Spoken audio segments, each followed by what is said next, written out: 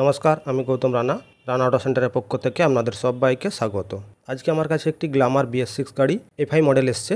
এই গাড়িটা কিন্তু স্টার্ট হচ্ছে না। এই যে দেখুন, এটা FI সিস্টেমের গাড়ি, এটা গাড়িটা স্টার্ট হচ্ছে না। এখানে দেখুন, আমি যদি চাবিটা অন করি তাহলে এখানে মিটারের মধ্যে সমস্ত আলো আসছে। এখানে সেলফ মারলে সেলফ লিখছে না, হর্ন টন সব বাজছে কিন্তু সেলফ লিখছে না। কিক মারলে দেখুন আমাদের আবার এখানে স্পার্ক প্লাগে কারেন্টও আসছে না।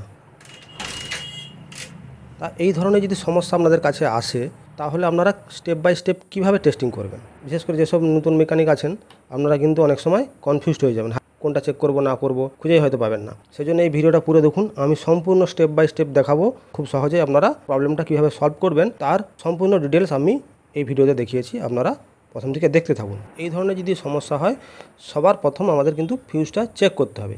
এখানে অনেকগুলো ফিউজ আছে, সমস্ত ফিউজগুলোই চেক করে নিতে হবে। কিন্তু আমাদের এখানে আমরা ফিউজগুলো চেক করে নিয়েছি, প্রত্যেকটা ফিউজই ভালো আছে, কোনো রকম কোনো সমস্যা নেই ফিউজে। তাহলে কি আমরা ভাববো ইস্যু খারাপ?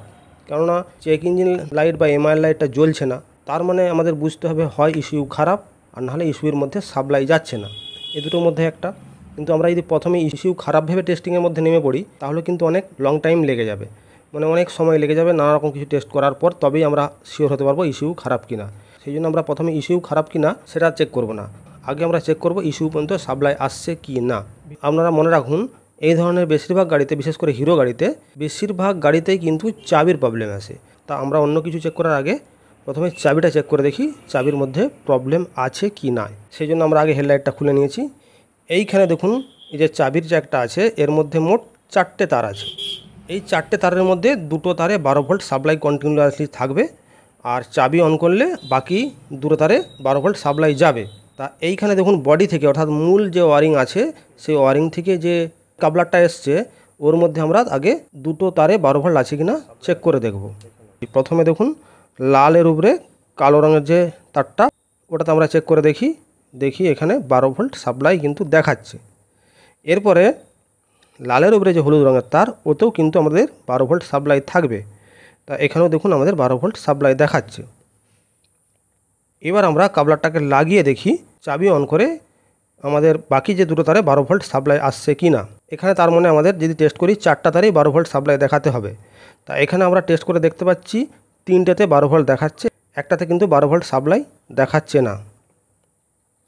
তার মানে আমাদের এখানে বুঝে নিতে হবে যে চাবিটাই 100% খারাপ হয়েছে। তা চাবিটাই যে খারাপ সেটা 100% নিশ্চিত হওয়ার জন্য আমরা এটাকে একবার ডাইরেক্ট করে দেখে নিই। এটা ডাইরেক্ট করতে গেলে কি করতে হবে, এই যে তার লালের উপরে কালো তারটা দেখতে পাচ্ছেন, তো একটা ছোটো তার নিতে হবে। লালের উপরে যে কালো তার আছে ওর সঙ্গে লাগিয়ে আরেকটা প্রান্ত আমাদের কালোর উপরে লাল যে তারটা আছে, দেখবেন ওখানে 2টো তার আছে, একই সঙ্গে 2টো তার আছে, তো ওই 2টো তারের সঙ্গে আমরা যোগ করব এবং আরও একটা তার যে নেব, ওই আরেকটা তার লালের উপরে হলুদ রঙের যে তার ওতে এক প্রান্ত লাগাবো এবং আরেক প্রান্ত লালের উপরে ধূসর যে রঙের তারটা আছে ওতে লাগাবো। এতে করে আমাদের মিটারের মধ্যে আলো কিন্তু আসবে এবং সব কিছুই কাজ হবে। তা যেহেতু আমার কাছে নতুন চাবি আছে সেই জন্য আমি নতুন চাবি দিয়েই চেক করে দেখছি। তা আমি প্রথমে আগে নতুন চাবিটা এখানে লাগিয়ে নিলাম।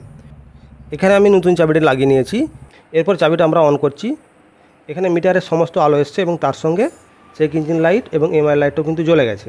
এটা দেখে বুঝতে পারছি, আশা করি প্রবলেমটা সলভ হয়ে যাবে। তবু আরও আমরা কয়েকটা জিনিস চেক করে নিই। এরপর আমরা সেলফ মারবো, কিন্তু সেলফে যেহেতু ব্যাটারি ডাউন হয়ে গেছে সেই জন্য সেলফ হচ্ছে না। এই জন্য আমরা কিক মেরে দেখব আমাদের স্পার্ক প্লাগে কারেন্ট আসছে কিনা। এই দেখুন, কিক মারলে কিন্তু স্পার্ক প্লাগে কারেন্ট আসছে, তার মানে আমাদের এখানে স্টার্ট অনায়াসে হয়ে যাওয়ার কথা। হ্যাঁ, এই দেখুন আমাদের গাড়িটা কিন্তু সহজে স্টার্ট হয়ে গেল। এইভাবেই আপনারা প্রসেস অনুযায়ী স্টেপ বাই স্টেপ চেক করেন, তাহলে আপনারা কিন্তু যে কোনো সমস্যার সমাধান সহজেই পেয়ে যাবেন। আশা করি এই ভিডিওটা আপনাদের অনেক কাজে দেবে। যদি ভিডিওটা ভালো লাগে একটি লাইক করতে অবশ্যই ভুলবেন না। আর যেসব বন্ধুরা আমার চ্যানেলে নতুন এসেছেন তারা অবশ্যই চ্যানেলটিকে সাবস্ক্রাইব করে রাখুন। তো আজকে এই পর্যন্ত, আপনারা সবাই সুস্থ থাকুন, ভালো থাকুন। পরের ভিডিওতে আবার দেখা হবে।